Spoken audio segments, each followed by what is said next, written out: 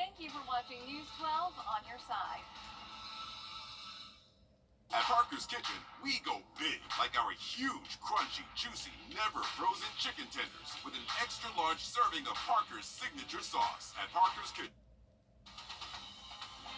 Live from Augusta, you're watching News 1226 this morning.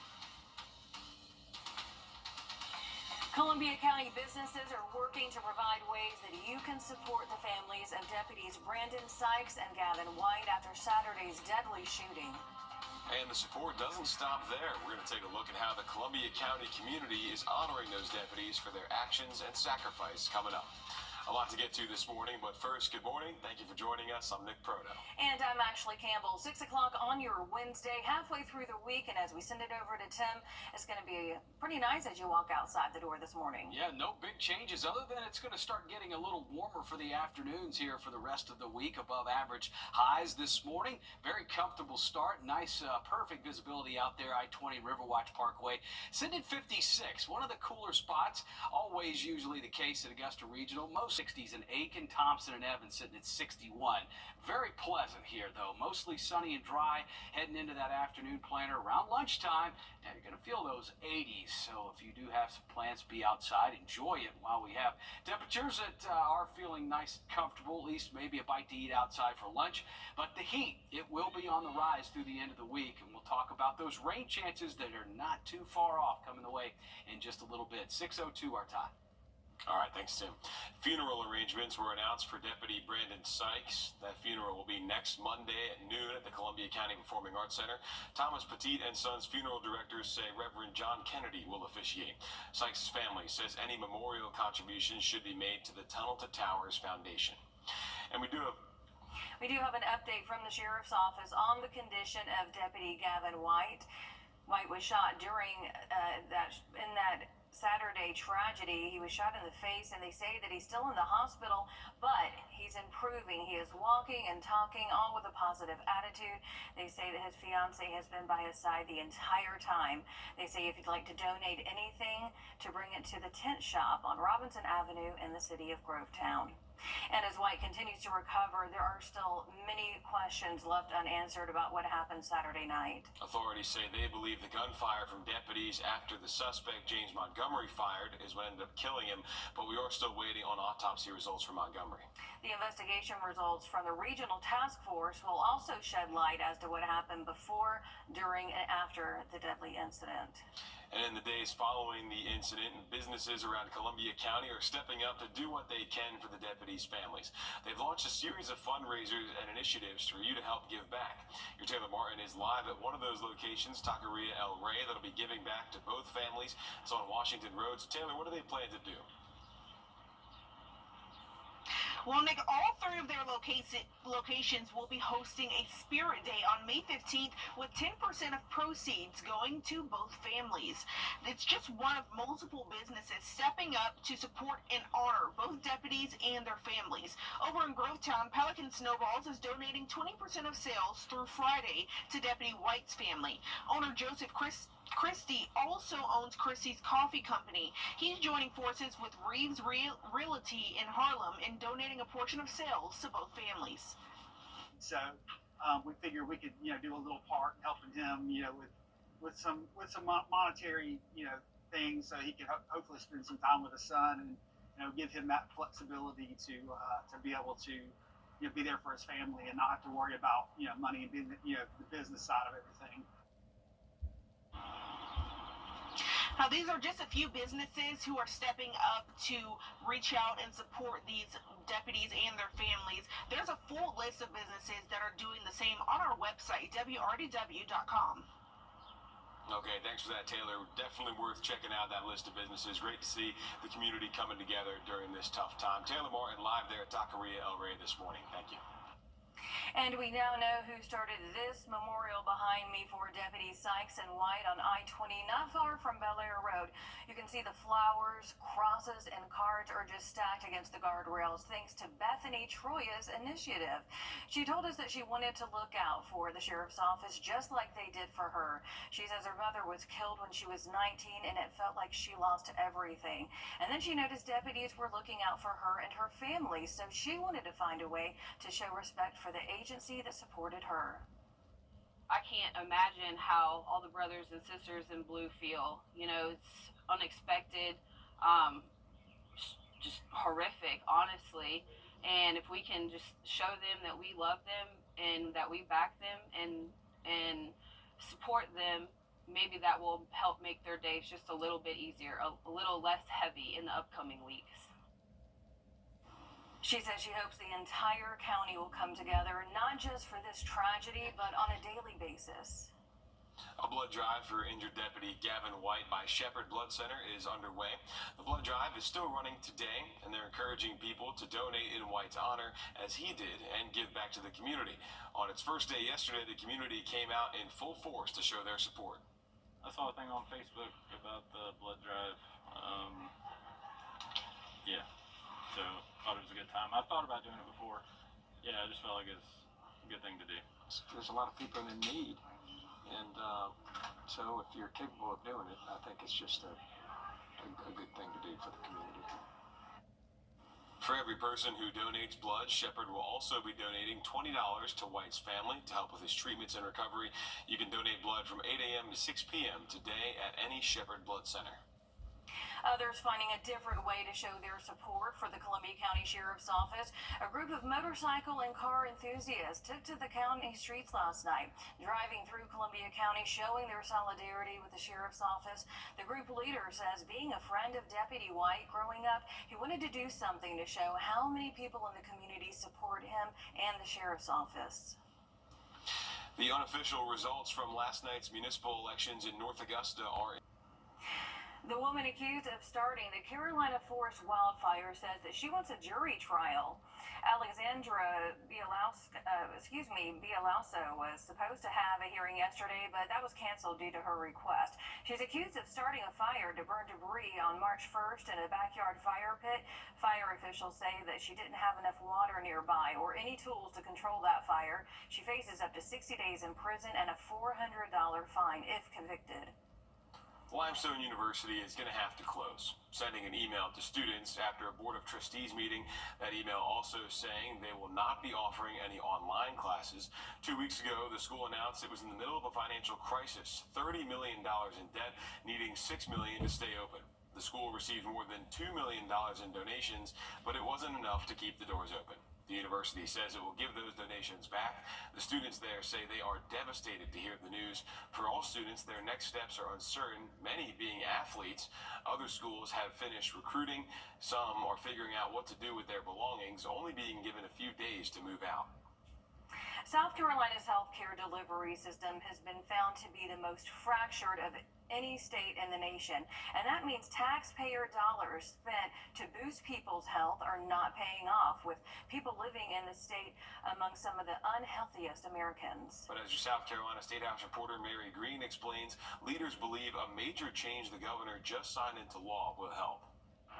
On Monday, Governor Henry McMaster signed one of his key priorities for this year into law, legislation to merge 3 separate state agencies into one. This is an enormous historic step forward, a great step forward for the people of our state to make things better and better. The law will combine 3 state agencies, the existing departments of mental health, disabilities and special needs, and alcohol and other drug abuse services, and merge them into a new department of behavioral health and developmental disabilities. They're serving overlapping populations. So first of all, people who need those services don't know which agency to go to, so there's a lot of confusion.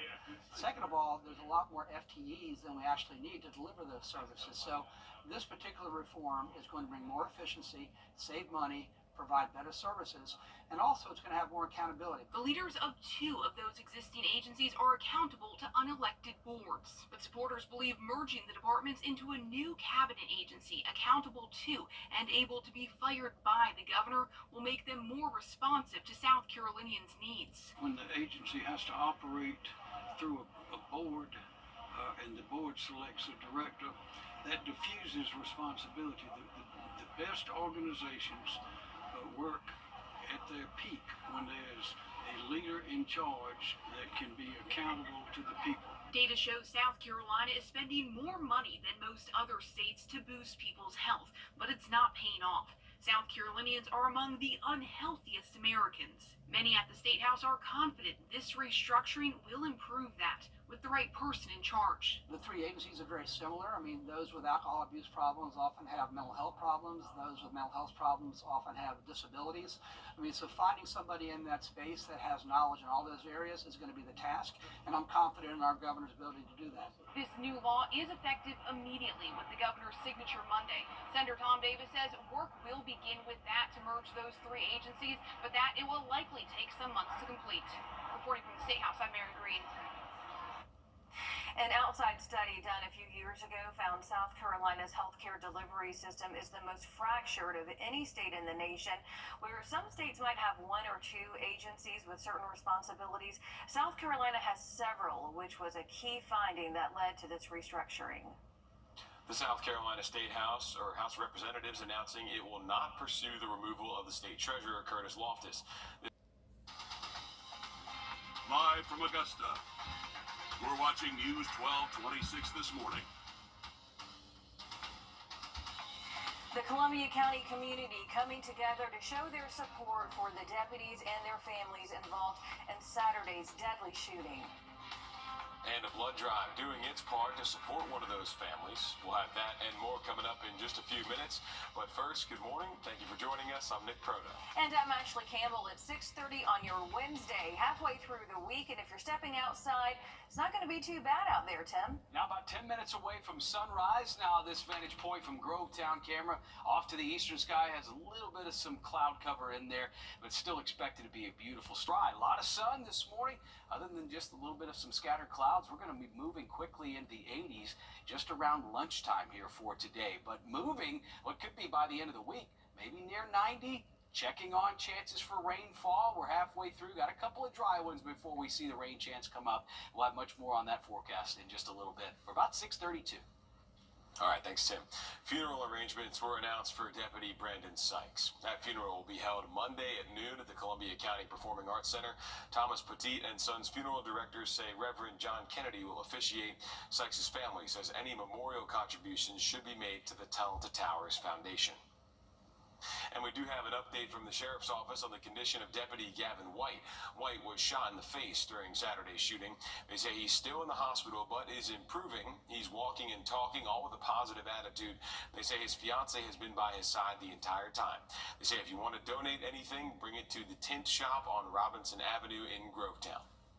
And as White continues to recover, there are still many questions that are left unanswered about what happened Saturday night. Authorities say they believe the gunfire from deputies after the suspect, James Montgomery, fired is what ultimately killed him. But we are still waiting on autopsy results. The investigation results from the regional task force will also shed light as to what happened before, during, and after that deadly incident.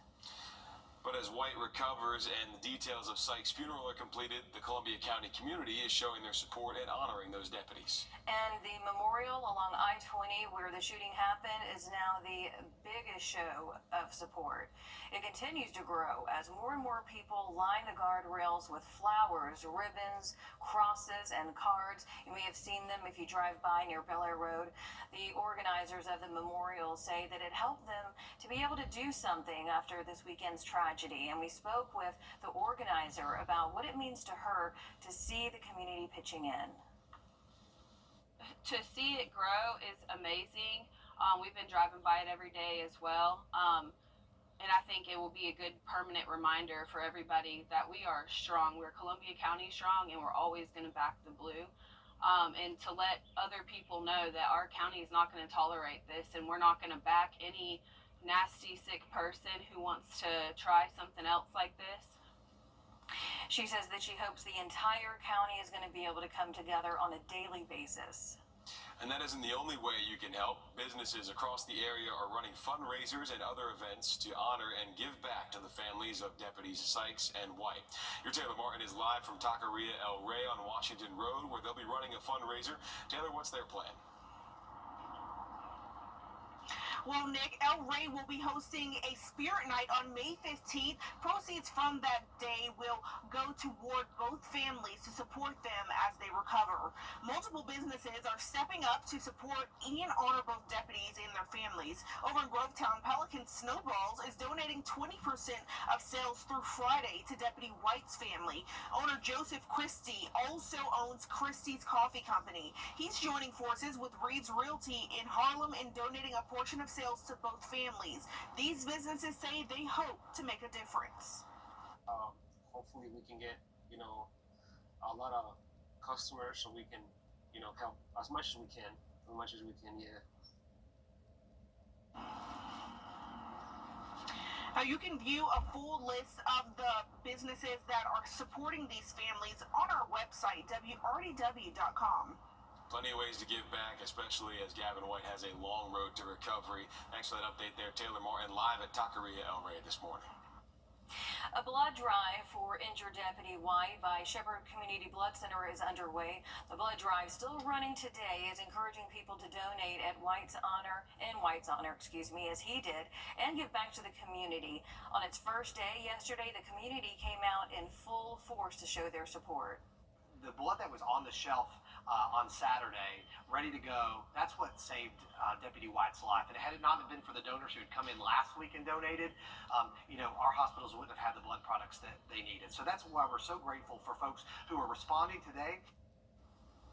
For every person who donates blood, Shepherd will also be donating $20 to White's family to help with his treatments and recovery. You can donate blood from 8 a.m. to 6 p.m. today at any Shepherd Community Blood Center.